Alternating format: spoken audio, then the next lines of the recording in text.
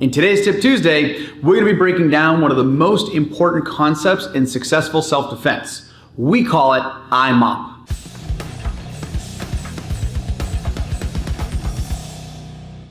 What's going on, guys? My name is Paul DiRienzo from the Metro West Academy in Natick, Mass. And today, we're going to be breaking down this really important concept for successful self-defense. One of the biggest mistakes that people make is they make the claim that, well, I did X because I felt threatened or I was scared. And I got to tell you, that's not going to go well for you. That is going to get you in more trouble because that is not a legal claim. If you're going to claim self-defense, meaning I actively did something to keep myself safe, you're going to have the legal repercussions understood. So let's break that down. We're going to be talking about IMOP, also known as IMOP. All right, so up first, we have intent. That's the I in IMOP. Intent means the desire. So a good example, if somebody's driving by you as you walk down the street in their car, they have the ability to squash you flat like a bug, but they don't have any interest in doing it. They don't have any intention of hurting you. So if I'm going to claim a legal act of self-defense, well, I shot that person while they were driving by me because their car could crush me. That might be a factual statement. Their car could crush you, but they were on their way to get groceries, so they had no intention of ever injuring you. So there was no intent in your claim of self-defense. All right, guys, so let's talk about the M in IMOP, which is means. Means equals the ability to actually enforce your intentions. So I intend to harm you, and here's my ability to do so. And this is something you're going to have to be able to articulate or explain later. So one of my favorite examples is here. I think we all know an angry toddler that wants a cookie would willingly destroy the entire world around them in order to get their hands on that cookie. But they lack the means, they lack the ability to actually enforce all that rage upon the rest of us. And thank goodness. So when you think about, I am going to claim self-defense, well, again, if I kick that toddler across the room because they had all this rage built up, I'm going to have a hard time explaining why I did that, because that toddler didn't actually have any ability to injure me and enforce their desires. Does that make sense? So important, these get very squishy. It's very important to understand who you are and what's happening. I'm a fairly sizable individual. I've got a fair amount of training. When we talk about legal terms and legal claims, that is going to be considered. So make sure you do the homework on who you are and what the threats are, okay? All right, guys, so up next, we're going to talk about the O in IMOP, which is opportunity. You can think of this one as proximity or closeness. I have to be close enough, or I have to be capable in that space of actually enforcing my intent and my threat, my ability. So if I am holding a knife and I am screaming, I'm going to murder you, but I'm doing it from 200 yards away and there's a river between us, I don't have the opportunity to actually enforce my threat. So you can't pull out a gun and shoot me from the other side of that river because there's no way for me to enforce that threat. If I find a bridge and I come sprinting at you, the opportunity, the proximity changes in the course of this. So one thing important to consider and talk about right now is when we talk about IMOP, all of these things are constantly at play. They're constantly changing, and that is something you're going to, again, have to be able to articulate. All right, guys, let's talk about the P in IMOP, or preclusion.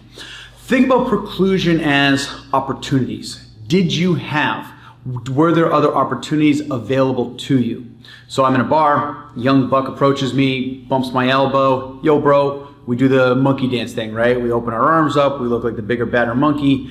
One pushes the other one pushes back, there's an overhand right thrown, and all of a sudden we're into a bar fight.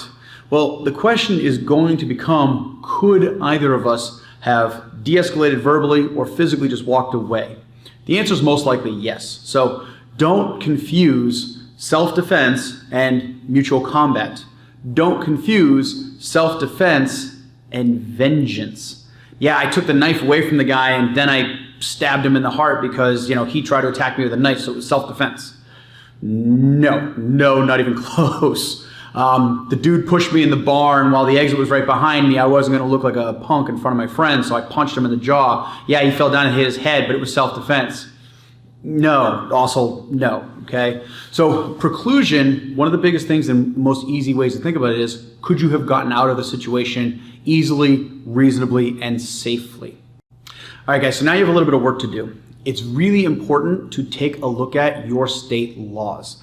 Just about every state, if they have the ability to claim self-defense as a legal claim, has intent, means, and opportunity as something that you have to be able to rationalize and explain in the case of self-defense. Whether or not preclusion is specifically enumerated is going to be do you have a duty to retreat, or are you in a stand your ground state? These are also not black and white. I am in Massachusetts. Here in Massachusetts, we have a duty to retreat, meaning it's going to be looked at with extreme scrutiny. Could I have gotten away? Could I have escaped the threat? Could I have gotten out of the altercation?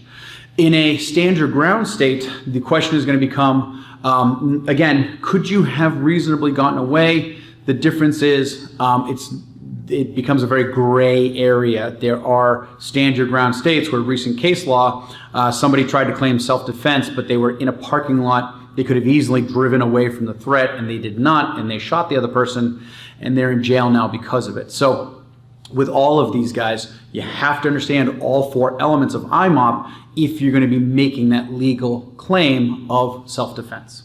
All right, guys, I really hope you liked this video today. If you did, I think you know my ask by now. Go ahead and share this with your friends. It really helps us with the social media gods.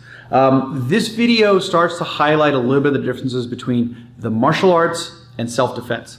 I love the martial arts. This academy that I opened 13 years ago would not be open if I did not love the martial arts.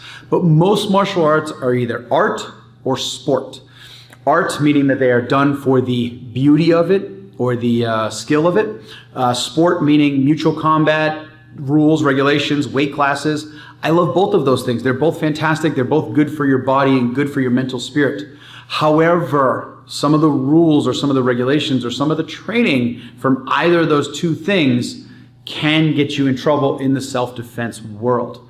You know, in your martial art training, if you're trained to snap his neck at the end of the technique, but he was no longer a threat, you're training to go to jail. And that's a really big problem in the self-defense world. So this video hopefully enumerates a little bit of the differences between martial arts and self-defense, and more importantly, helps you guys understand some of the things you're going to be held to when it comes to legal claims of self-defense. Okay?